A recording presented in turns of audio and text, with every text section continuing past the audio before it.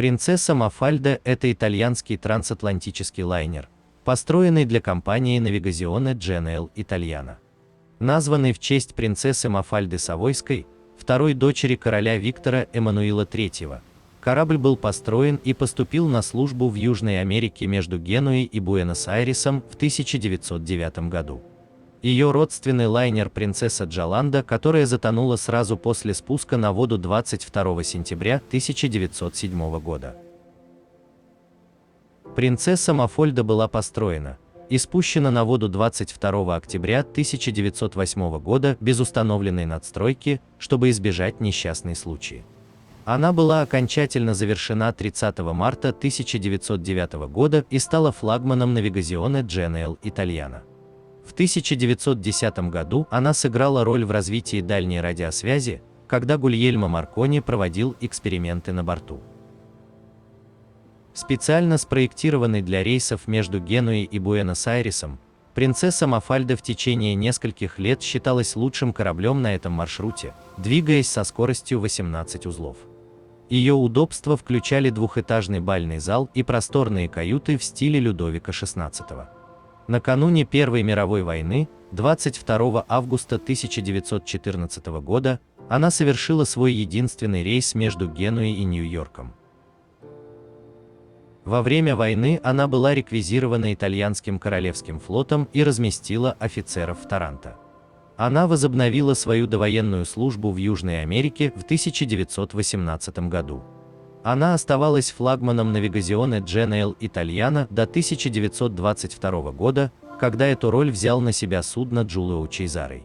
К 1926 году принцесса Мафальда совершила более 90 долгих, но без происшествий поездок туда и обратно. 10 января 1920 года корабль пропал без вести из-за подрыва на мине, после чего пропала связь с лайнером. 2 дня спустя он отправил радиосигнал о том, что он в безопасности и работает в обычном режиме. 11 октября 1927 года принцесса Мафальда отплыла из Генуи в Буэнос-Айрес с промежуточными остановками в Барселоне, Дакаре, Рио-де-Жанейро, Сантосе и Монтевидео. Лайнер находился под командованием капитана Симоне Гули с 971 пассажиром и 281 членом экипажа на борту. Он также перевез 300 тонн груза, 600 мешков почты и 250 тысяч золотых лир, предназначенных для правительства Аргентины. Поездка должна была занять 14 дней. Вскоре выяснилось, что корабль находится в плохом состоянии. Принцесса Мафальда покинула Барселону с опозданием почти на день из-за механических проблем, и несколько раз она замедлялась до полной остановки в открытом море, иногда на несколько часов. Вода в санузлах стала прерывистой. Из-за отказа системы охлаждения тонны продуктов испортились, что привело к многочисленным случаям пищевого отравления. В порту Кабо-Верде капитан Гули телеграфировал компании, чтобы запросить замену судна, но ему сказали: продолжайте движение в Рио и ждите указаний. Когда корабль был снабжен свежими продуктами и частично отремонтирован, он вывел ее в Атлантику. К 23 октября принцесса Мафальда разработала небольшой, но заметный список портов. Пассажиры, получившие мало объяснений предыдущих поломок, затем начали беспокоиться, что корабль набирает воду.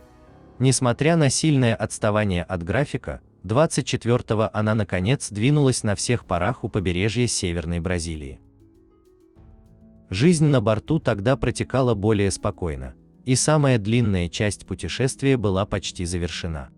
При пересечении экватора на палубе была организована церемония пересечения линии с оркестровой музыкой и огромным тортом. Около 17 часов 15 минут 25 октября 1927 года недалеко от архипелага Аброльес, в 80 милях от Сальвадор-де-Баи, Бразилия, корабль несколько раз сильно трясло. Пассажиров изначально уверяли, что это произошло только из-за потери гребного винта и что ситуация не опасна. Тем не менее, на мостике инженер сообщил, что гребной вал правого борта действительно сломался, но он также сместился со своей оси и проделал серию прорезей в корпусе. В 17 часов 35 минут капитан Гули забил тревогу и приказал радисту послать СОС. Он также заявил, что это была просто мера предосторожности, поскольку он считал, что его корабль может оставаться на плаву до следующего дня. Два корабля «Звезда Империи», британский, и «Элхена», голландский, прибыли быстро. При ясной погоде и спасательных операциях казалось, что ситуация в руках. Однако среди пассажиров и членов экипажа начала распространяться паника. Существует множество противоречивых версий о том, что произошло дальше. Известно лишь то, что офицеры с трудом поддерживали порядок, некоторые пассажиры были вооружены, а корабль продолжал двигаться вперед по широкому кругу не менее часа.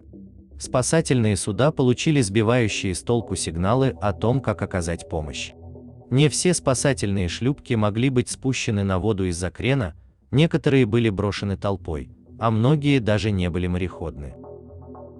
Аргентинская газета утверждала, что первая спасательная шлюпка была почти полностью заполнена командой, включая казначея. Спасательные суда, опасаясь возможного взрыва котла, держались на расстоянии. Несколько оставшихся спасательных шлюпок курсировали между принцессой Мафальдой и Алхена, но некоторые были опрокинуты в панике толпы. Капитан Гули затонул вместе с кораблем, а главный инженер Сильвио Скарабики, как сообщается, покончил жизнь самоубийством, застрелившись. Капитан Гули был посмертно награжден за храбрость на море, как и два радиста, Луиджи Рёша и Франческо Балдраки, которые оставались на своем посту, пока не утонули. В 22 часа 10 минут, почти через 5 часов после первой аварии, принцесса Мафальда затонула кормой. Поскольку она затонула на оживленном судоходном пути, на помощь прибыло несколько судов. К рассвету Алхена подобрал 450 выживших. Авелона спасла 300 человек, Empire Star спасла 202, Формоза 151. Розетти спасла 122 человека. Мозель спас 49 человек, 22 из которых были высажены в Баи. Лайнер медленно тонул в присутствии спасательных судов, но замешательство и паника привели к гибели 314 человек из 1252 пассажиров и членов экипажа на борту корабля. Затопление привело к самым большим человеческим жертвам в итальянском судоходстве и самым большим в южном полушарии в мирное время. Те, кого спасла «Звезда Империи», были переведены на Формозу и отправлены в Рио-де-Жанейро. Остается много споров о том, что именно произошло и кто несет ответственность за число погибших. Сообщения о стрельбе акулах в воде, взрывающихся котлах и близлежащих кораблях, отказывающихся помочь, были широко опубликованы, но так и не были подтверждены. Даже точное место крушения остается предметом споров сегодня. В то время затопление было крупнейшей гибелью итальянского корабля и в южном полушарии.